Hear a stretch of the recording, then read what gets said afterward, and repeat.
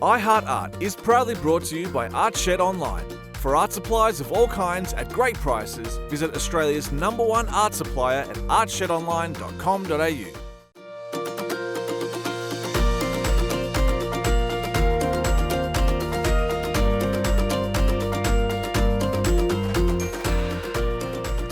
Hi, I'm Madeleine Culp and welcome to iHeart Art here on Channel 31.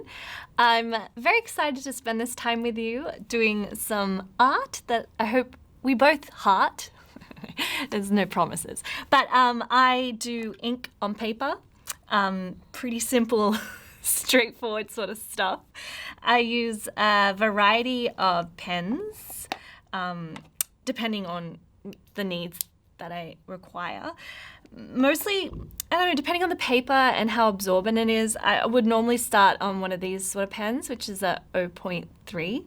And if you can see the nib, it's a sizable nib, but not too sizable.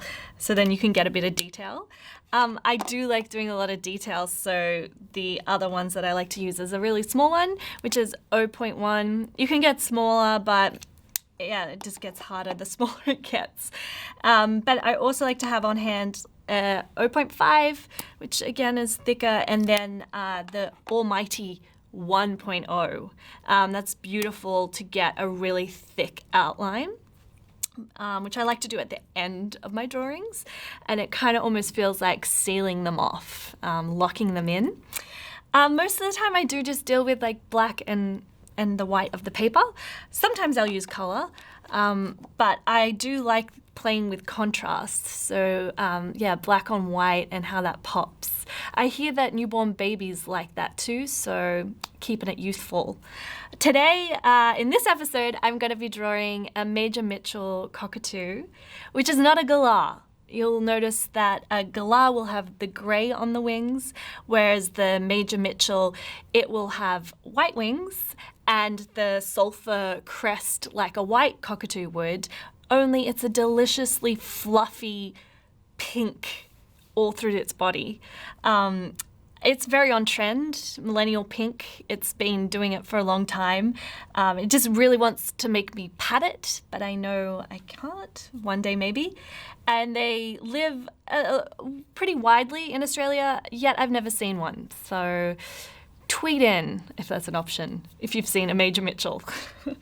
All right, so let's get started. Now, I love parrots because they're so colorful and they've got so much personality. So the beak is a great place to start. And I like to just do it roughly and then go over it and fill it in. You'll also notice that I have no pencil lines. I draw without a draft. Improvisational drawing. But I do that because, well, for a couple reasons. One, I just think it makes the animal have more character and feel more alive. It's not dead on the page. And it just feels a lot more organic. If you're drawing at home along with me, obviously, if you feel more comfortable doing it in a pencil and then going over it, that's nothing wrong with that. There's no rules in art except the ones that they teach you in art school, I guess.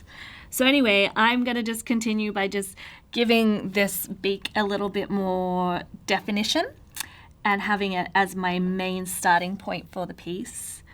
So just going over it and making sure that I like the shape. Like, I'm not 100% sold on this little divot here that I've got. I think it's a bit too pronounced. And I can just kind of fill that in a little bit more and make it a bit more like a shadow, and then continue it on. A good thing about drawing wildlife and flora is that it's not perfect, and I really love those shapes that you find in nature. I like that look, and I like that it's like textual, and yeah, you can actually feel like it's perfect imperfection. That's a catchphrase. No, it's not. But you can use it. Use it to your friends at a cocktail party. I love perfect imperfection. They'll be like, what has happened to you? You need to chill out. So anyway, you can see I've got this lovely little triangle beak, giving him a little bit of character. The lines, they're not even, again, this imperfection. And I've already started on the eye. If you look at this picture, sort of drawing, you can kind of see the eye line. It's kind of like on a diagonal from the tip of the beak.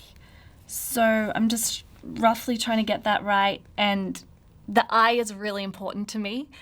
I feel like that really gives a lot of character and life to a painting or drawing. So I've got the basic black, but then I can see there's like almost 2 circles outside of the black. So I'm going to switch pens and get real tiny, get to my 0.1, and I'm going to just go over it. So because I want to keep it really close. And then, I don't know what it is, but they're like little dots around the eye. So I'm just going to put those guys into, I've got that. And then I'm going to finish it off with another circle around. Even though the eye is quite a perfect circle, you can almost see the area around it, the feathers, is making it a bit more beautiful almond shape. So I'm going to switch back to do that. And then, because it's almost got a point at the end, so I'm going to just make sure that I get that point and then kind of go around. Cool. So there you go. It's coming together a little bit.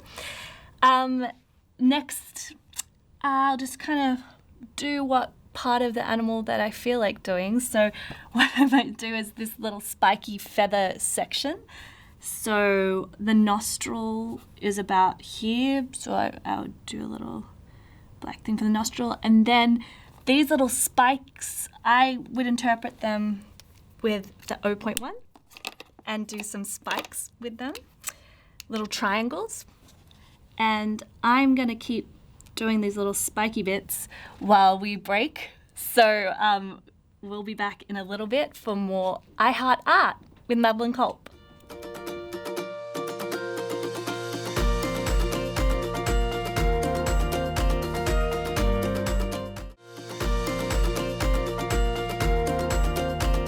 Hi, welcome back to I Heart Art. I'm Madeleine Culp and I'm drawing with you today.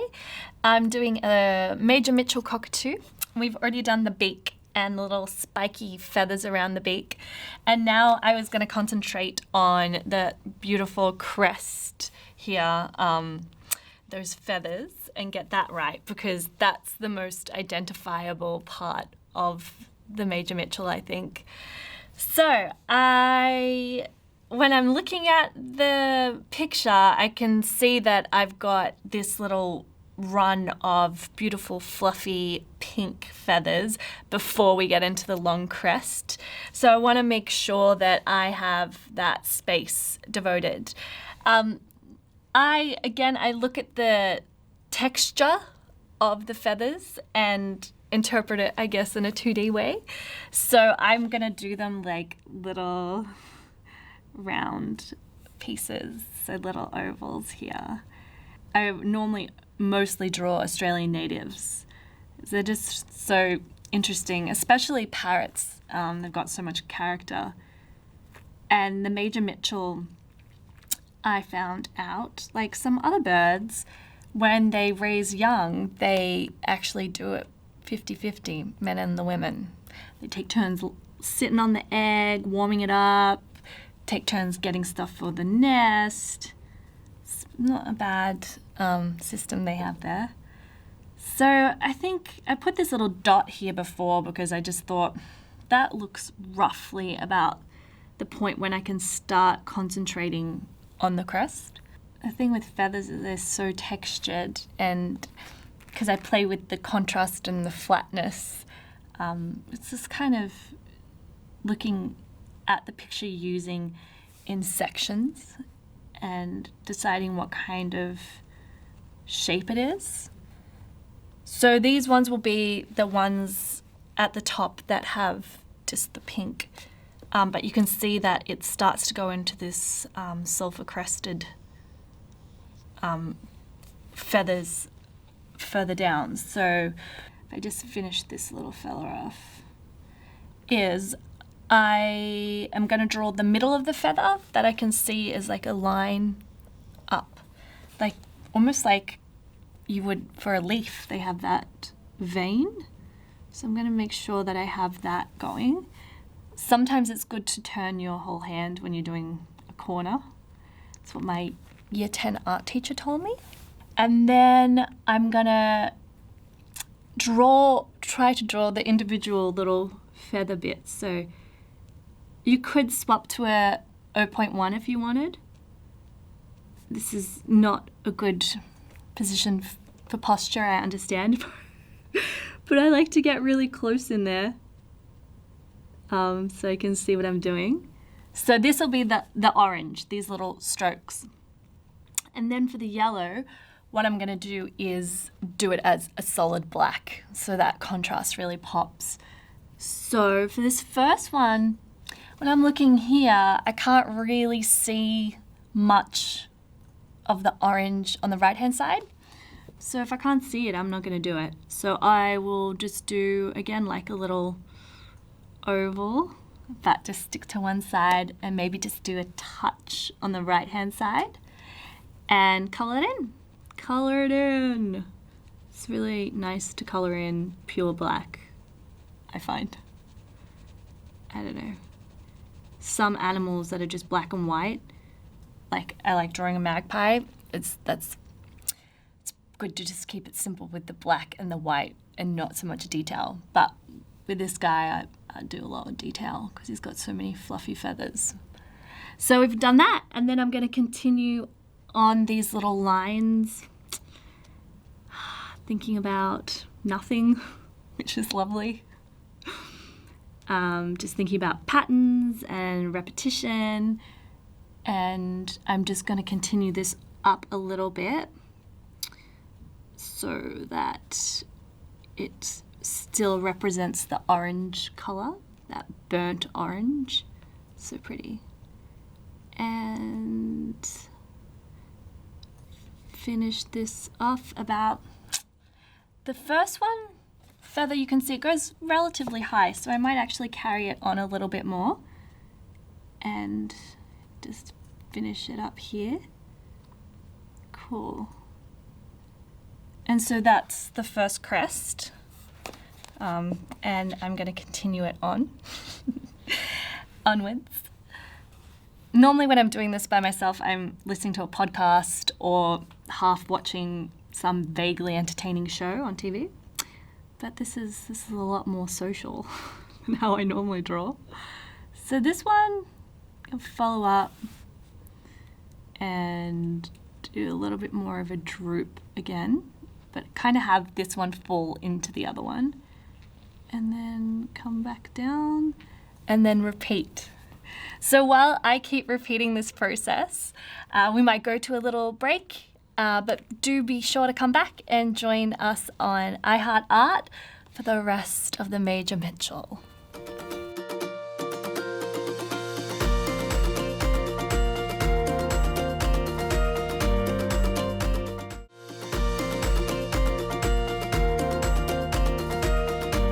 Hi, welcome back. I hope you had a good break.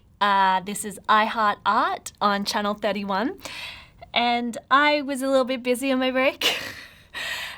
Went so fast. I did all of the crest feathers, and I did all of the different textures to represent the different colors. And now I was thinking about doing some detail in the face. And for that, I am going to use a smaller pen. I'm going to use the 0.1 and get some feathers in this picture. So I've already done the spiky bits here.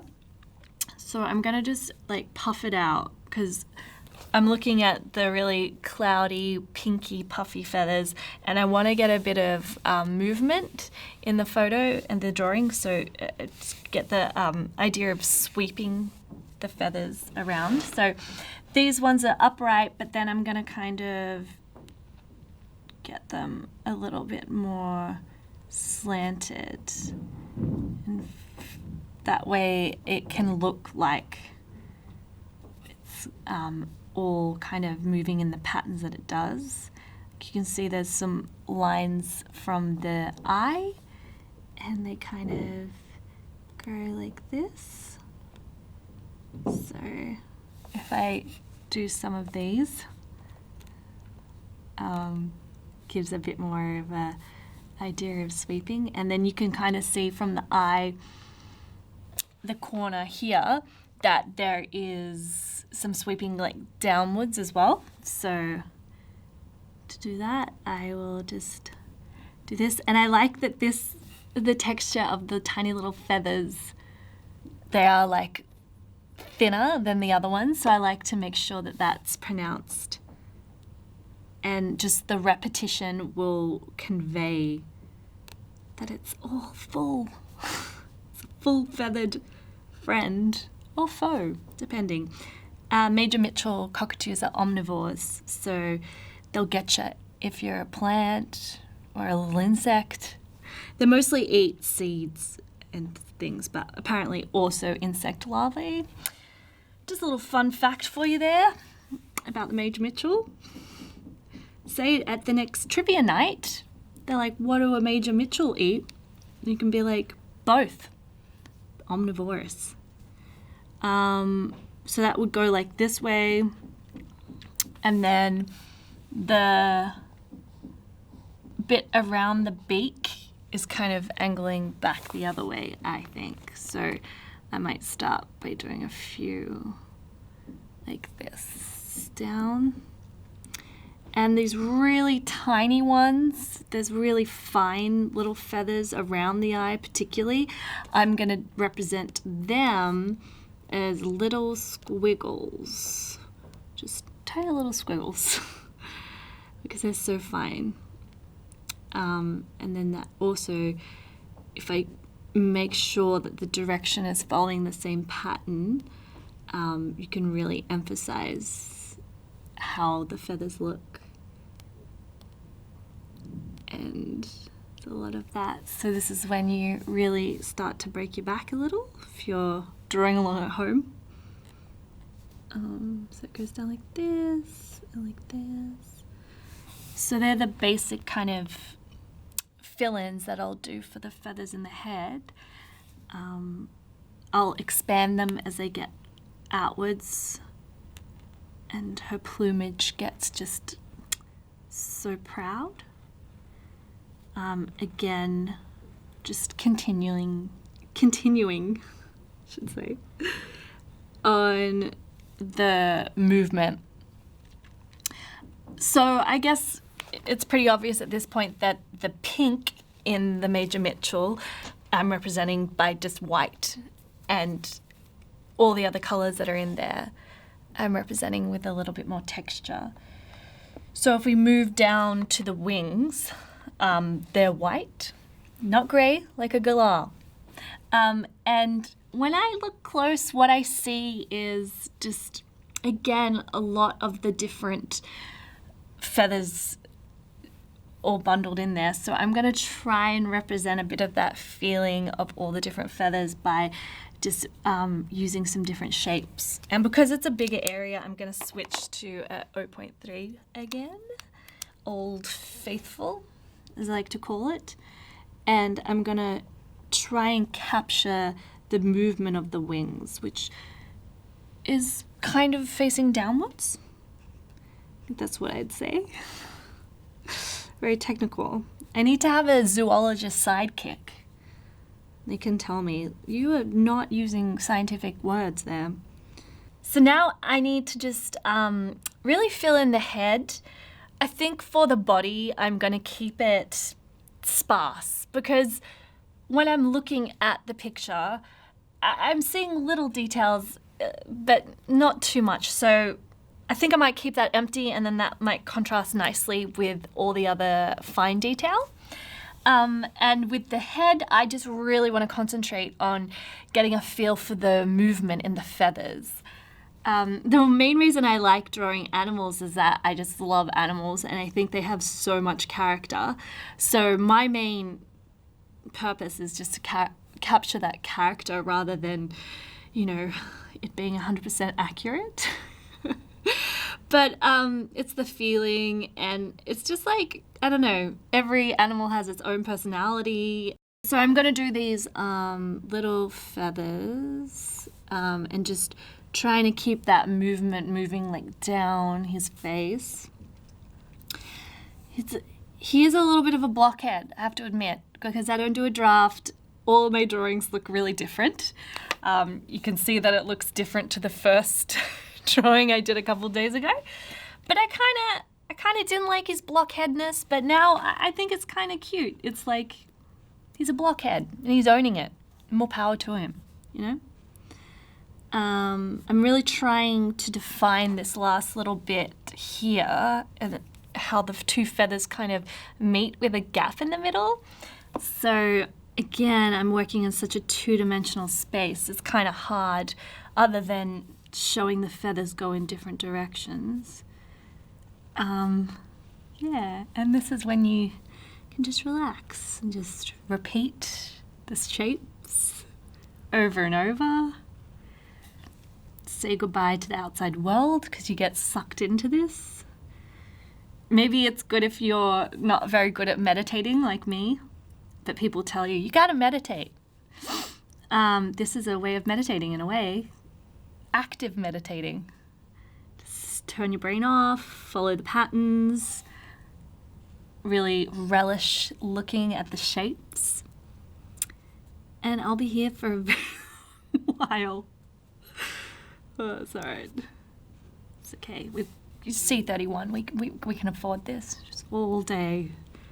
Triangles and triangles. Arrows and arrows. It's funny, parrots have a lot of angles in them, I guess. The beak and then these little sharp feathers in the head, as opposed to the more, I don't know, oval, rounded feathers in the chest.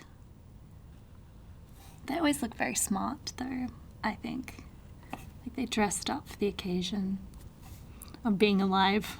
What an occasion. So I'm just trying to get in this little bit the difference between the directions. And it's a good way to kind of show the head and the shapes that are going on in there. I really like this sweeping up feathers that are just here. This is really cool. So I'd like to kind of jump around and do that. I don't know, I mean, you can work however you want, but normally I jump from one part of the body to the other when I just see something and I think, I'll do that bit, and then I go back and up the top. And I'm pushing kind of hard with the pen right now. It's making it quite dark. So my lines will be different in terms of their thickness, which I kind of like because it gives you texture and depth. And I'm still just sticking with the same pen, but when I go back, I might go over it in a lighter pen.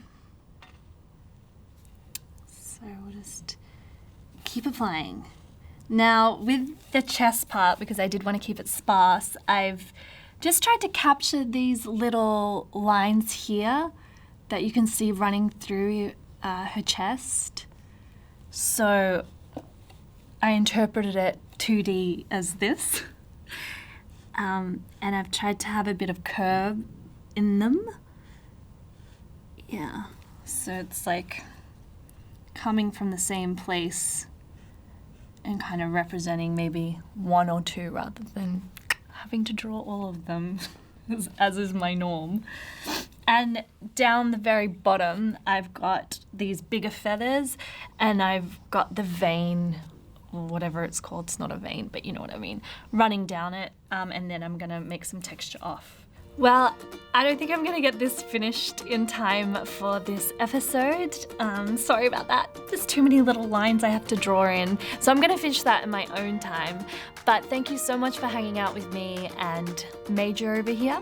And we hope to see you soon again watching I Heart Art on Channel 31.